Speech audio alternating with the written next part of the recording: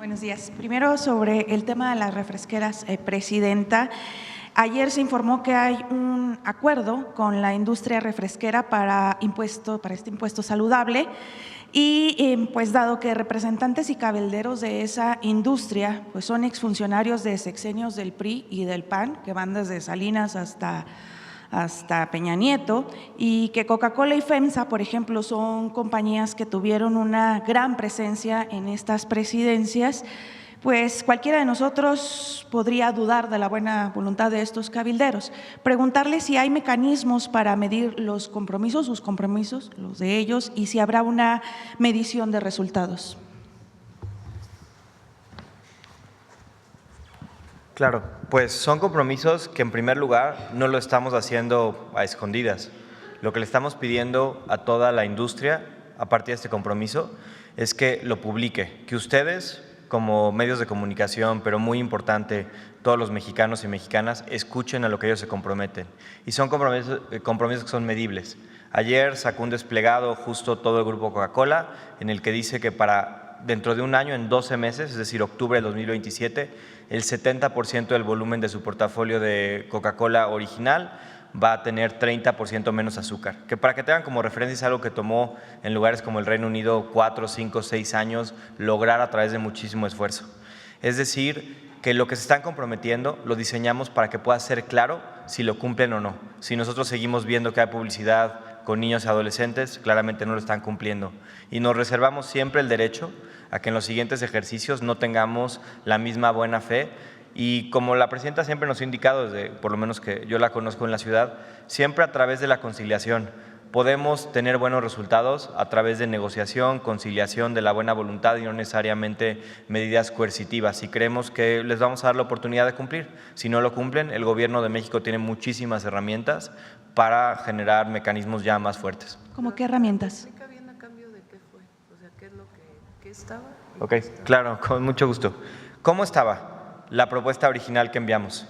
Lo que se buscaba era que todos los refrescos que tienen calorías o no calorías, es decir, los normales y los light, pagaran 3.08 pesos por litro, 3 pesos y 8 centavos por litro de refresco. Antes, ¿cómo estaba? Antes solo pagaban impuesto aquellos refrescos con azúcar. Es decir, sí era un cambio importante, estábamos haciendo que fuera el doble el nivel del IEPS y además incluyendo a los refrescos sin azúcar. Los refresqueros se acercaron a nosotros y nos pidieron la oportunidad de que no hubiera un IEPS tan alto para los impuestos, para los refrescos sin azúcar. Ellos querían originalmente que no hubiera un impuesto en general, que solo subiera el impuesto para los refrescos con azúcar. Lo que negociamos con ellos fue lo siguiente: a cambio de tener un impuesto diferenciado, donde fuera 3 pesos para azúcar y 1.5 pesos, es decir, la mitad, 1 peso y 50 centavos para los refrescos light, ellos se comprometían a lo siguiente. En primer lugar, esta reformulación, es decir, hacer que los refrescos con azúcar tuvieran menos contenido de azúcar, menos calorías, fueran menos nocivos para la salud. En segundo lugar, impulsar a que más personas vieran visiblemente que es mejor el refresco sin azúcar, no que sea bueno, pero que es menos dañino para la salud. Esto a través de precio y a través de publicidad.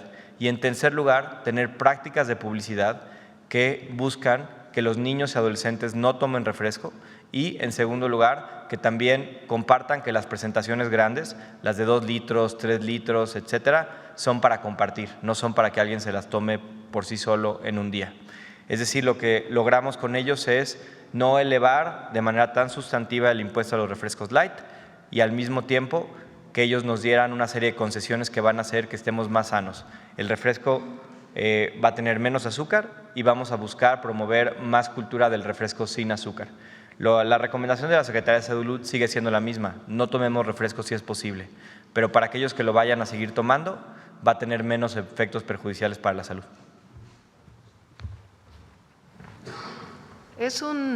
Porque es importante, no es un asunto de que estuvieron cabildeando y a partir del cabildeo. El objetivo, siempre lo dijimos, era reducir el consumo de refresco. Que si una persona toma una lata diaria de refresco, el incremento, pensando en una lata normal, el incremento pues iba a representar 30 pesos al mes, porque es 1 peso por lata. Entonces, en vez de tomar 30 latas de refresco al mes, pues serían 29 con el precio que tuviera, o 28. Ese era el objetivo, no recaudar, sino sencillamente que se consuma menos bebida azucarada. ¿Qué dan? O sea, ¿qué se obtiene? 30% menos azúcar en los refrescos. Claro que se va a revisar por parte de COFEPRIS. No es nada más yo te propongo y después no se cumple. COFEPRIS tiene que medir que en efecto, en el momento en que se comprometen, tiene 30% menos de azúcar. Pidieron que se quitara el IEPS por el 30% solamente para las bebidas que no, las que se llaman cero o light, de dieta. No es para la bebida azucarada. Y para esas, en el pasado se había aumentado un poco el IEPS del refresco y las bebidas light no lo tenían. Sin embargo, las refresqueras que hicieron equipararon el precio, entonces le metieron una ganancia mayor al refresco light porque ese no tenía el impuesto. Entonces ahora se les dijo, bueno, se va a aumentar 1.5, antes no tenía, pero además tiene que costar más barato si realmente es para beneficio de la salud, si no, pues tienen los mismos precios. Entonces es finalmente el objetivo es disminuir el consumo de refrescos y evitar mayor diabetes, hipertensión, obesidad en la población. Entonces no tiene nada que ver si quien está ahí era del PRI antes o sigue siendo, no lo sé, sino el acuerdo al que se llega, que es transparente, que se informa a la población y que finalmente tiene el objetivo de reducir los impactos de las bebidas azucaradas en la salud. Muy bien, y a propósito de las inundaciones, también sobre el tema de las inundaciones, como usted sabe, bueno, pues la oposición ha estado utilizando políticamente varios temas de esta tragedia y uno de ellos pues es el caso del exdirector del Fonden en el periodo de Peña Nieto, José María Tapia, quien pues ha protagonizado varios escándalos y pues él ha sido candidato de la izquierda. Morena ya tiene una comisión para analizar este tipo de incorporaciones, ingresos polémicos, pero pues el señor Tapia parece estar muy firme en el Partido Verde y pues de él sobran varias fotografías con líderes nacionales del Verde y preguntarle qué reflexión tiene sobre este tipo de incorporaciones y particularmente sobre el caso de del exdirector del Fonden. Bueno, yo creo que Morena hizo bien en formar esta comisión, que no dependa de una u otra persona invitar a alguien de otro partido a ser candidato, sino que pues lo revise una comisión y que la comisión pues de acuerdo a la historia de la persona tome la decisión. Yo creo que hoy hicieron eso en su consejo y pues me parece bien, yo creo. Para las próximas elecciones deberían de tener un mejor filtro y de que los candidatos, aunque sean en coaliciones, no tengan este tipo de señalamientos. Pues a mí ya no me toca esa parte, pero me parece, sí puedo opinar, me parece muy bien que la actual dirigencia de Morena haya decidido, pues por personas que se han integrado, que a lo mejor debería de haberse revisado con mayor detalle, pues que ya no sea la decisión de el presidente, el secretario general, la organización o de solo el comité ejecutivo, sino una comisión que haga un análisis de quién puede ser candidato de Morena o de las coaliciones. En otro tema, Presidenta, y aprovechando que están aquí representantes de las Fuerzas Armadas, esta semana se publica un informe por parte de la Universidad de San Diego en California, donde pues muestran que con un equipo que cuesta aproximadamente $800, algo bastante común, interceptaron datos provenientes de enlaces de satélites que no tenían la información encriptada. información, por ejemplo, del Ejército Mexicano, de bancos, de la Comisión Federal de Electricidad, que pues preguntarles si fueron informados sobre esta vulnerabilidad y si se van a tomar medidas. ¿Quiere informar, general? ¿Quiere comentar sobre eso?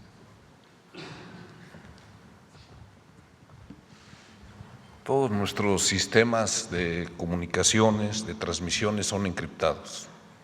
Técnicamente todos son encriptados. De lo que pasó en Guacamaya se fue una falla humana y no eran encriptados, eso era internet común, eso es. Pero no, todos están encriptados, todos son medios seguros y están funcionando todos adecuadamente. Lo que explicaba, si están encriptados, porque este estudio, porque lo que explica es que ellos durante 3 años, este equipo, que no es muy costoso, lo apuntaron a satélites y obtuvieron información, y de esa información se obtenía pues datos de las Fuerzas Armadas, hasta de bancos, vaya. Si están encriptados, ¿cómo es que se logró esa intercepción? Que ellos dicen no era a propósito de entrar a las bases de las Fuerzas Armadas. No han ingresado, nosotros no tenemos ningún indicio de que hayan ingresado y que hayan obtenido esa información. Desconozco cuál sería su fuente o cómo se hizo el estudio. Muchas gracias. Vamos por… A ver, la compañera acá y luego tú, si quieres. Gracias, presidenta. Buenos días a todo el gabinete. Aurora Castillejos, del Sistema Público de Radiodifusión del Estado Mexicano. Presidenta, preguntarle sobre este impuesto a las bebidas endulcorantes.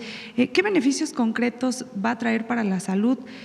¿Cuál se espera para los mexicanos y mexicanas? ¿Y cómo garantizar que no prevalezca justamente este interés por las refresqueras de atentar contra la salud pública? Esto va acompañado de una campaña de información del Gobierno de México, de la Secretaría de Salud, en donde inicia, no sé si ya inició esta semana o inicia la próxima, del efecto que puede tener el consumo excesivo de bebidas azucaradas y comida chatarra. Entonces viene una campaña. El objetivo no es recaudar dinero, sino que se consuma menos. Ese es el objetivo. Lo he dicho aquí, el nivel de diabetes, hipertensión, obesidad de las niñas y los niños en México. Ahora que estamos haciendo este programa de vida, Vive Saludable, Vive Feliz, que se está midiendo tallas, peso y condiciones de las y los niños mexicanos que van en la primaria, en los primeros niveles, pues ahí se ha visto que ha aumentado el problema de obesidad y diabetes.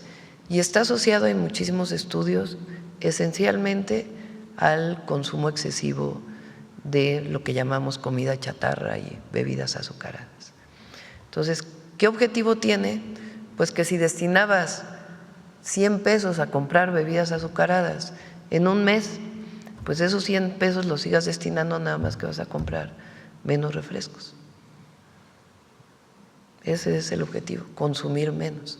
Si además de eso logramos que las refresqueras digan, bueno, le vamos a bajar 30% a la fórmula de producción de la Coca-Cola o de otros refrescos o de otras bebidas azucaradas, pues es doblemente bueno, porque además de consumir menos, pues vas a consumir a partir de cierta fecha menos azúcar por bebida.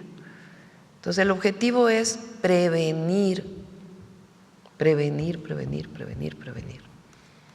El objetivo es la salud de las y los mexicanos, porque los efectos de una persona diabética en el mediano plazo son gravísimos, gravísimos. Disminuyen no solo la vida, la esperanza de vida, sino también la calidad de vida y la cantidad de medicamentos que se tienen que dar asociadas a estas enfermedades.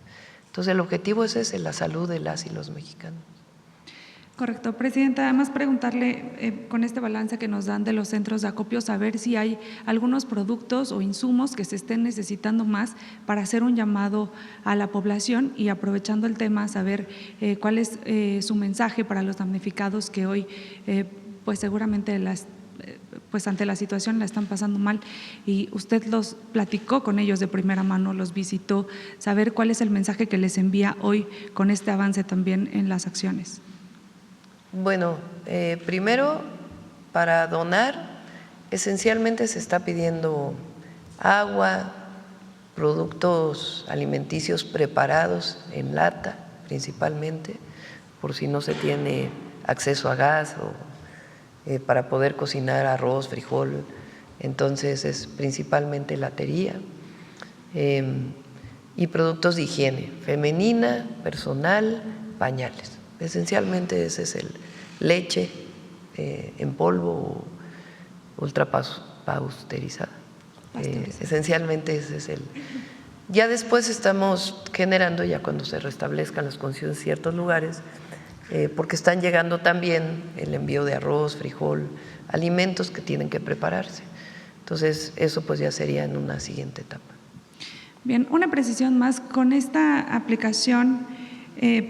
bueno, y el mensaje es que no están solos. La solidaridad del pueblo de México es enorme y el gobierno está con ellos. Fíjense, estimamos alrededor de 52,000 servidores públicos, entre Defensa, Marina, Secretarías de Estado, Protección Civil, Infraestructura, Comunicaciones y Transportes, médicos, médicas. Digamos, la mitad más o menos son del gobierno federal y la otra mitad de los gobiernos estatales que vivieron esta situación, y además de gobiernos estatales amigos. O sea, 52,000, y servidoras y servidores de la nación, trabajadores de la industria eléctrica, que además aprovecho para agradecerles a todos nuestra admiración, nuestro respeto, el heroísmo con el que atienden a la población es extraordinario, de soldados, de marinos, de guardias nacionales, de trabajadores de la industria eléctrica, de trabajadores de la construcción, de médicos, de médicas, de servidores y servidoras de la nación.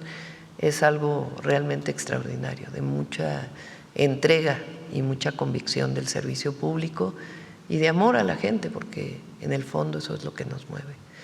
Entonces, decirles que no están solos, que estamos ahí en este momento y que vamos a seguir hasta el último minuto apoyando a todas y a todos también en el periodo de reconstrucción. Gracias, Presidenta. En una precisión más, sobre esta aplicación del levantamiento de daños en tiempo real que nos informaba el secretario, preguntar si esta aplicación es pública para reportar incidentes. Es para el equipo de trabajo de SICT. O sea, ayuda muchísimo porque la captura de las afectaciones pues se envía en tiempo real, o si no hay internet, en el momento que haya conectividad se envía, y eso alimenta este sistema del que hemos platicado, que nos ayuda a poder atender mucho más rápido las emergencias. Gracias. Finalmente, Presidenta, preguntarle, el Senado aprobó sus propuestas para los integrantes de la nueva Comisión Reguladora de Telecomunicaciones. ¿Cómo prevé que sea el antes y el después en el sector o en este sector, donde en los últimos gobiernos neoliberales, por supuesto, hubo un sinnúmero de resoluciones que parecían favorecer a unos cuantos en lugar del interés de la ciudadanía? Bueno, el objetivo es la competencia, por un lado. Por otro lado, el apoyo a las redes comunitarias, el apoyo a las radios comunitarias, el que se tienda más infraestructura para que haya más internet en todo el país, que la empresa pública, es decir, Comisión Federal de Electricidad y su sociedad con Altán, puedan llegar a muchos más lugares y puedan dar directamente el servicio público, porque antes no se podía. Y en el caso de radio, televisión, sobre todo el derecho de las audiencias, que en realidad se había quitado de las leyes y que las mexicanas y los mexicanos pues no teníamos derecho a exigir el acceso a la información como está establecido en la Constitución. Podemos hacer también una mañanera dedicada al tema de cómo va a funcionar esta comisión. También ya se aprobaron de la Comisión Nacional Antimonopolio, que también a partir de los cambios en la ley pues fortalece la competencia, que es muy importante. Claro, muchas gracias, presidenta. Gracias. ¿Quién más? A ver, desea que la acompañe de atrás. Presidenta, buenos días. Por mis compañeros permanezco sentada. Quisiera preguntarle, soy Tere Mora Guillén, corresponsal del Canal de las Noticias, que se transmite en el estado de Chihuahua y en Juárez y en los municipios fronterizos de Mexicali y Tijuana. Presidenta, ya está el incremento a las bebidas azucaradas y ¿qué hay de alimentos alterados en su genética, como los pepinos con chipotes lo alteran? Y esto hace daño a la salud. La papaya por hormona humana ha cambiado su color, ahora es roja en vez de amarilla, y el pollo y la carne también son alterados con hormonas y clenbuterol, causa que adolescentes aceleren su desarrollo. ¿Cuál es su opinión al respecto? Bueno, pues habría que preguntarle a Secretaría de Salud, ¿no? Con base en la investigación científica. Nosotros hemos puesto el mayor énfasis, por supuesto que en la salud en general, y pues la orientación de la alimentación de la población, pero nos interesa mucho prevenir diabetes e hipertensión, que está asociado a obesidad, diabetes e hipertensión. Ese es lo que hoy tiene más efectos en mortalidad de manera indirecta por problemas del corazón u otros problemas, y también de disminución de la calidad de vida. Entonces, por eso hemos puesto tanto énfasis en el contenido de azúcar y en estos alimentos tan procesados, que no es que se prohíban, sino sencillamente que no se abuse del consumo de estos alimentos, porque tiene efectos muy graves en la salud. ¿Cómo ha aumentado la diabetes en el país en los últimos 25 años? Es algo impresionante. Y eso implica problemas en el hígado, en los riñones, en muchísimos efectos secundarios que se muestran en padecimientos, en enfermedades. Entonces, como estrategia, desde que llegamos planteamos que ese es esencialmente la tarea más importante y primordial, obviamente, y el orientar a una vida saludable en general. Pero bueno, cualquier cosa que tenga que ver con algún tipo de alimento, pues para eso está COFEPRIS, y además pues la investigación científica que tiene que estar asociado a la definición si tiene algún efecto en la salud. Muchas gracias, presidenta. Por otra parte, el Consulado General de Estados Unidos en Tijuana emitió una alerta a sus ciudadanos tras el ataque a las instalaciones de la Fiscalía de Baja California. ¿Cuál es su opinión al respecto? Bueno, como siempre planteo, ¿no? Cada vez se toma en cuenta menos a estas alertas. Lo decimos porque tenemos muchísimos visitantes estadounidenses y se ha incrementado en el país.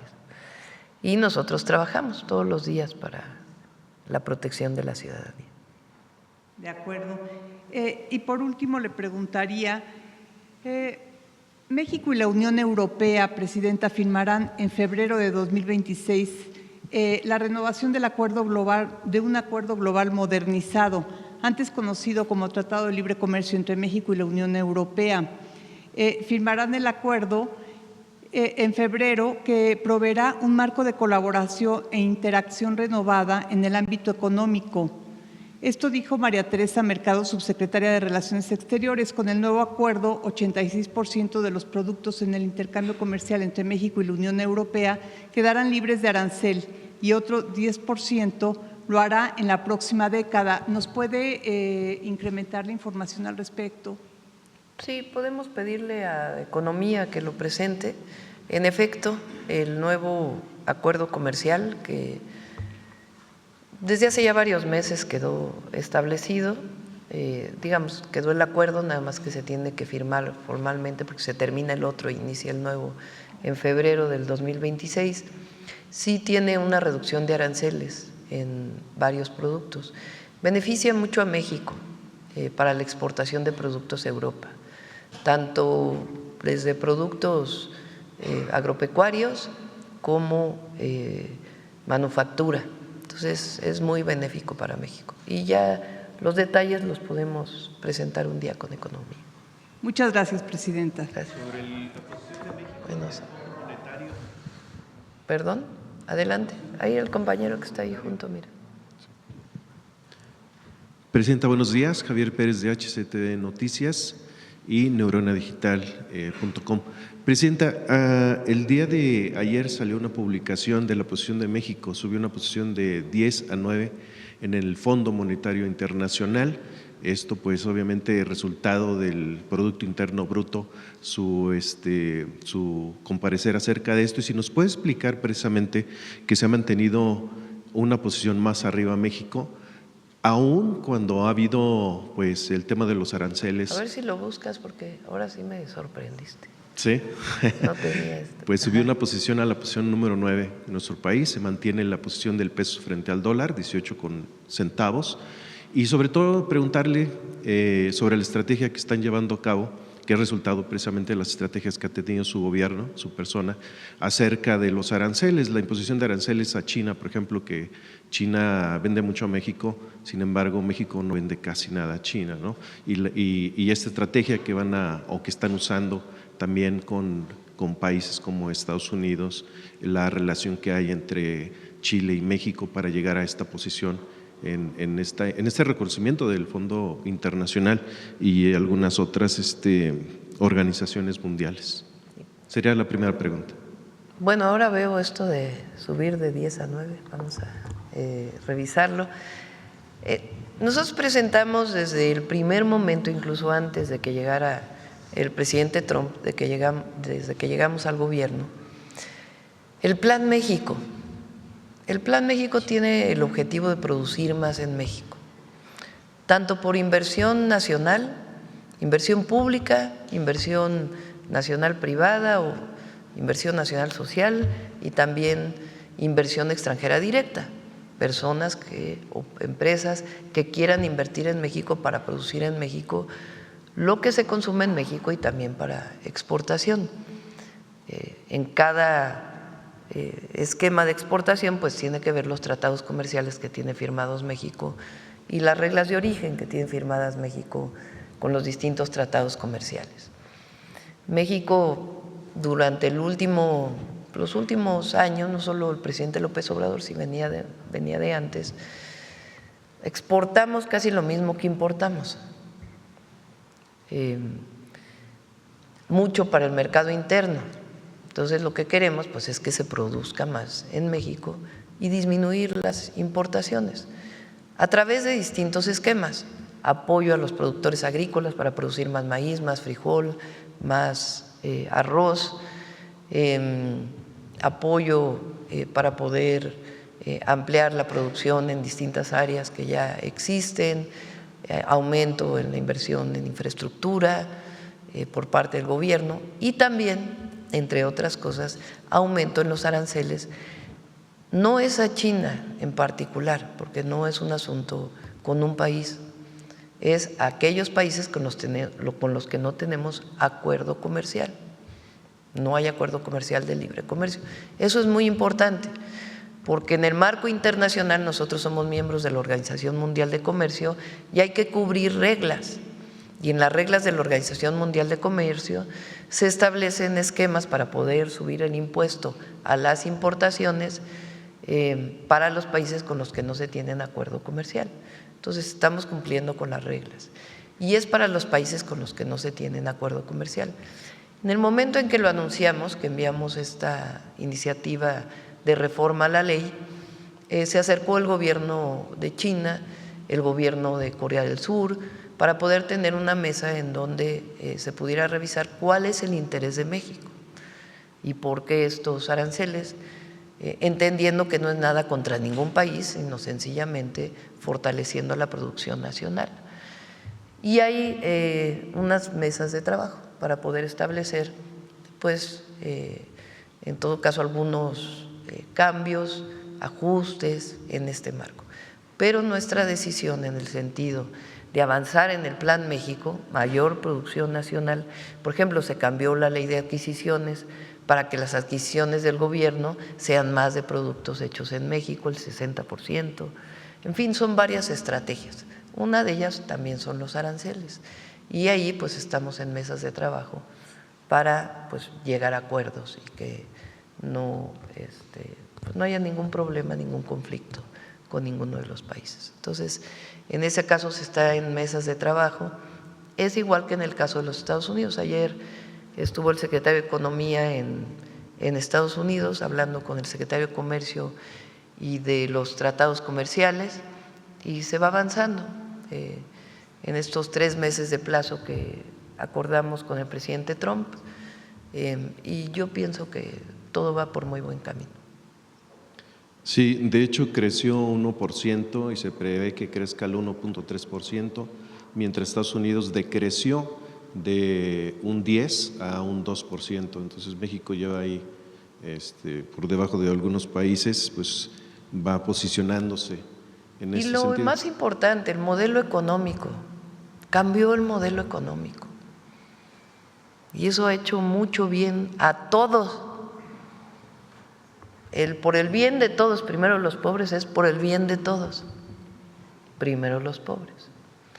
Y esa visión, ese modelo económico que llamamos economía moral, humanismo mexicano, que significa recuperar las capacidades de la inversión pública, los programas de bienestar, el aumento salarial y todas las inversiones que se hacen, pensando principalmente en el que menos tiene, pues ha tenido… Y la otra, erradicar la corrupción y seguir trabajando para que en aquellos lugares donde todavía quedan problemas de corrupción, atenderlos, atacarlos y resolverlos. Ese modelo ha funcionado en México, por eso la gente está con el proyecto de transformación, porque ha funcionado. 13.5 millones de mexicanos salieron de la pobreza. En este sentido, Presidenta, ahora que he estado cercana al pueblo un poco más en estos desastres climatológicos, ¿qué le dice la gente acerca precisamente de este sistema económico? Si ha habido alguna persona que se ha referido hacia usted, su parecer de la población en este gobierno cercano al pueblo, ya que México se ve desde otras fronteras como un laboratorio de un nuevo sistema, no nada más político, sino económico a nivel mundial. Bueno, la gente en este momento, quien hemos ido a visitar, pues tiene muchas necesidades, ¿no? Yo creo que… Pero en todos los lugares no he tenido problemas realmente. Aquella discusión que tuvimos con un joven en Poza Rica, pues… Que por cierto ya salió una fotografía… Que por cierto, sí, ahí están sus fotografías y también… Ayer se publicó también una red que en realidad pues no es cierto del número de estudiantes desaparecidos que mencionaba en ese momento. Pero digo, más allá de ese tema, que además no tengo problema en hablar con cualquier mexicano y mexicana, ¿a qué vamos a escuchar? Vamos a escuchar para ver las necesidades y atenderlas. Y en ninguno de los lugares ha habido problemas. Inclusive al revés, lo que les decía, la generosidad de la gente en medio de esta situación pues es enorme. Entonces vamos saliendo y vamos a estar atentos hasta el último momento que todos los mexicanos y mexicanas que tuvieron afectaciones puedan ser atendidos, atender toda la infraestructura. Y también que ahora todo el tema es que no hay prevención en México. México es uno de los países con mayores sistemas de prevención en términos de sismos, incluso los alertamientos de Comisión Nacional del Agua, del Meteorológico Nacional. Ahora, siempre es perfectible y hay que atenderlo y hay que hacer los mapas de riesgo y que la infraestructura ahora quede mejor que lo que estaba, para evitar afectaciones, todo eso lo vamos a hacer. Pero hoy pues estamos atendiendo la emergencia. De hecho, me llamó la atención que en el gobierno de Puebla, Alejandro Armenta, su administración, precisamente abundando un poquito más en el tema de prevención, compraron previamente, sin saber que iba a suceder esto, 10 trenes precisamente para reconstrucción de carreteras, caminos, todo eso, y siendo una de las áreas más afectadas, pues hoy les está ayudando muchísimo. Fíjense lo importante que es tener equipo, maquinaria en el gobierno, en las instituciones. Porque en el neoliberalismo la orientación era contratar todo por fuera. Contratas empresas privadas para repavimentar, que también se necesita, no estoy diciendo que se va a dejar de contratar, pero fortalecer tus capacidades. Imagínense si CFE no tuviera 60 plantas de emergencia para atender situaciones como las que encontramos, o si no tuvieran los propios trabajadores de Comisión Federal de Electricidad y sus reservas de postes, de todo lo que necesitan para situación de emergencia, si Defensa o Marina no tuvieran maquinaria, no tuvieran el equipamiento, sus reservas estratégicas para atención de emergencias. Jesús, desde que llegó, me dijo, el secretario de Infraestructura, hay que comprar más maquinaria y hay que rehabilitar toda la maquinaria que está en las delegaciones de la SICT, lo cual se está haciendo. Entonces, gracias a eso se puede atender de manera inmediata, porque también hay solidaridad de empresas privadas, pero muchas veces si todo estuviera privatizado en la industria eléctrica, pues antes que nada te dirían, oye, vamos haciendo el contrato. Pues ¿cómo hacer un contrato si no sabes todavía cuáles son las afectaciones? Entonces, esta capacidad del Estado mexicano es fundamental para la atención de emergencias y no todos la tienen, incluso hablando de países con mayor nivel económico u otros niveles de desarrollo, que también pues hay que ver cómo se mide eso. Yo lo puse aquí el otro día, el propio Estados Unidos cuando tiene emergencias, vean cuánto se tardan para poder atender a la población. Sus Fuerzas Armadas no tienen un plan de N3C. En España, cuando hubo las inundaciones en Valencia, se tardaron muchísimo para poder atender, y no lo digo como por mal de esos países, sino sencillamente reconociendo la generosidad del pueblo de México, lo generosos, sacrificados héroes que son los elementos de las Fuerzas Armadas, heroínas, trabajadores de la industria eléctrica, electricistas. Yo no sé, a ustedes no les quita el alma, no les saca, se pone la carne de gallina ver a los trabajadores electricistas con el agua hasta acá llevando los postes para poder llevar electricidad. Los servidores de la nación caminando 3, 4, 5 horas para poder llegar a las poblaciones, hacer los censos. Y los trabajadores camineros, como dice hoy, que es su día, del gobierno o de empresas, trabajando mañana, tarde, noche para poder abrir caminos. Eso es algo muy especial. Entonces hay un sistema además de prevención que ha aprendido México desde hace tiempo, y ahora con la transformación tenemos un protocolo de atención de emergencias que no existía, por más que quieran hablar del Fonden. Lo que hoy existe de protocolo de atención de emergencias no existía. Lo perfeccionó el presidente López Obrador frente a la situación que se vivió con los distintos huracanes, y nosotros ahora lo hemos ido perfeccionando, porque cada vez que hay una atención se revisan los protocolos y se mejoran. Y también, ahora que termine la emergencia, atender pues los protocolos de prevención, que también son importantes. Por último, Presidenta, en una entrevista el señor Rubén Moreira habló sobre lo que es la ley de amparo. Ahí apuntó en que ahorita existen o habían 200,000 juicios fiscales por 2 billones de pesos en litigio, y pues están vigente, según esta nueva, esto es lo que dice él. ¿Qué se hará o se buscará recuperar ese dinero o cómo intervenir en esta Llevan su situación? juicio. Pues ayer, de manera, la verdad, muy pedagógica, explicó el ministro Saldívar las modificaciones a la ley de amparo. Siguen su juicio. Nadie va a hacer una medida autoritaria para decir ahora, a partir de ahora, papá, o pagas. Todos llevan su juicio. ¿Qué ventajas tenemos? Pues que va a ser más rápido. Los juicios van a ser más rápido. Y ya cuando resuelve la Corte, pues también, ya después de que llegaron todos los procesos y llega a la Corte, pues ya tampoco se puede hacer una suspensión provisional que hubiera regresado a una situación de 15 años nuevos para poder resolver.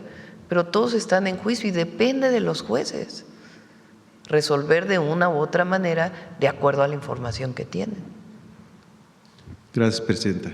Por cierto, que hablé de la industria eléctrica, no lo quiero dejar pasar, porque el periódico Reforma, que perdón, pero no saca noticias, sino es un órgano de propaganda del conservadurismo mexicano, lo digo con toda seriedad, hoy saca esta nota en 8 columnas. Podrán expropiar plantas de energía a partir del nuevo reglamento.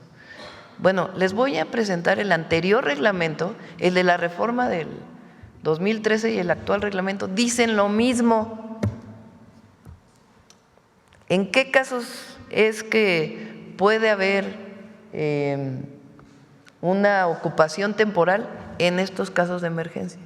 Que la empresa privada tenga una planta de generación y diga que no puede atender la emergencia, entra CFE a operar esa planta. Eso es lo que dice ese reglamento. Nada más pon como estaba el anterior y porque es tendencioso, por eso digo es propaganda, no es noticia, no es información. 2014, ley de hidrocarburos, actual ley del sector hidrocarburos. En relación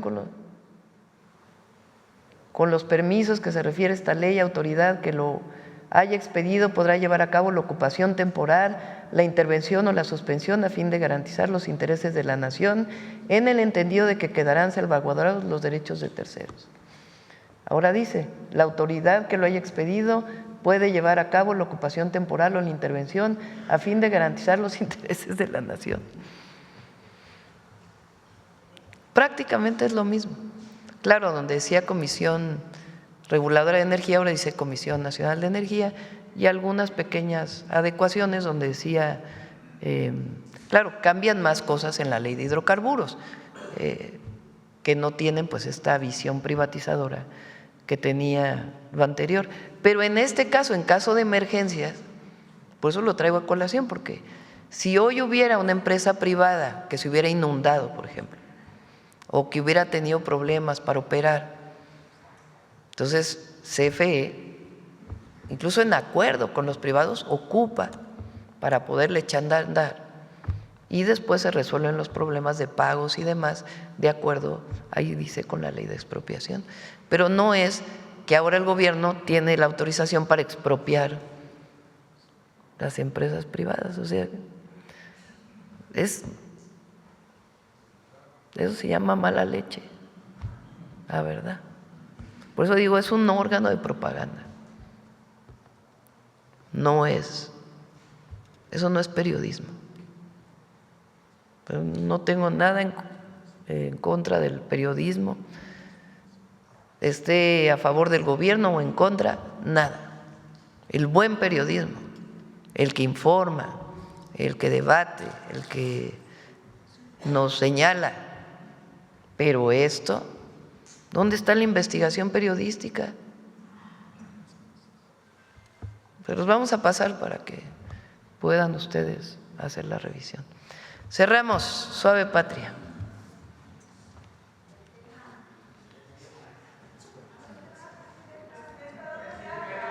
A los 5 estados vamos a ir. Bueno, a San Luis ya no, porque ya estuvimos. Ya estuvimos en San Luis recientemente y la verdad San Luis ya está saliendo de la contingencia. Yo creo que este fin de semana San Luis ya sale de la contingencia y entramos. El gobernador ha dado varios apoyos, pero nosotros de todas maneras vamos a dar todos los apoyos de bienestar. Querétaro también va saliendo, en realidad más bien el tema de los caminos, que ya se está atendiendo, entonces vamos a Veracruz, a Hidalgo y a Puebla.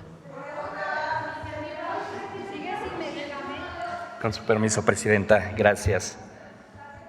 Hashho, Presidenta. El pueblo ñañú y su servidor la saludamos con mucha alegría, como cada semana. Hashho desde Palacio Nacional. Les acabo de saludar en la lengua ñañú, o el otomí, como muchas y muchos de ustedes lo conocen. Esta variante que acabamos de escuchar es del Estado de México. El día de hoy, Suave Patria, conoceremos cómo vuelan las palabras y en ese vuelo, cómo las tradiciones y el orgullo se manifiesta por esta gran cultura.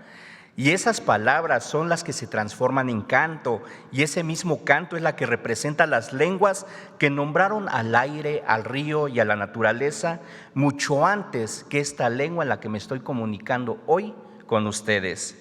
Estamos orgullosos de nuestra tierra, de nuestra identidad, pero sobre todo del apoyo mutuo que siempre nos hemos brindado los unos a los otros, y que además de eso es reconocido en todo el mundo. Para comprender un poquito más a lo que me refiero, y con el permiso de usted, estimada Presidenta, desde la comunidad La Concepción Pueblo en Aculco del Estado de México, les compartimos hoy esta inspiradora cápsula en la voz de niñas y niños.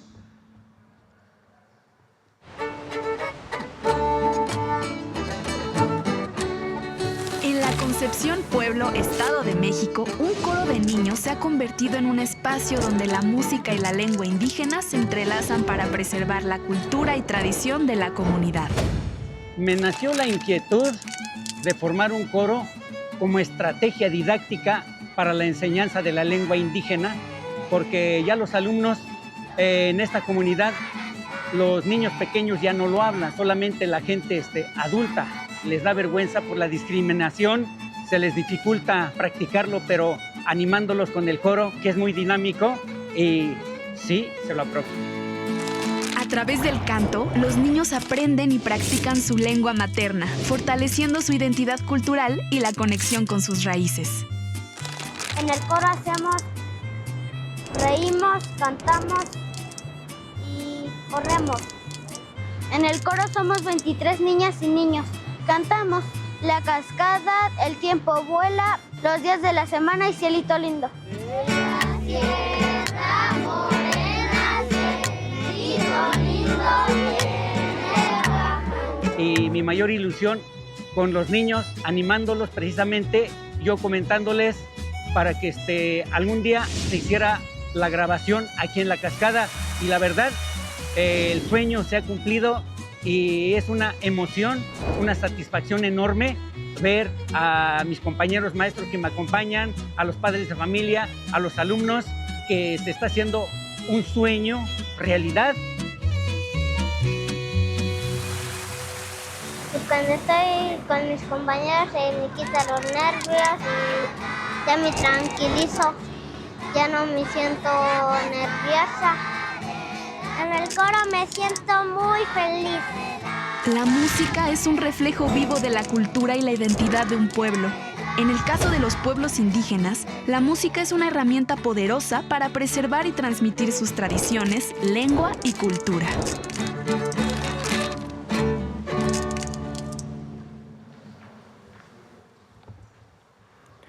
El coro infantil Nuevo Amanecer no solo representa la música de una comunidad, encarna las raíces más profundas de todo un país que sigue fortaleciendo el orgullo por su identidad. México es la tierra donde la niñez y la música hacen una combinación poderosa, capaz de mover conciencias, despertar principios y valores y convertir los sueños en realidad.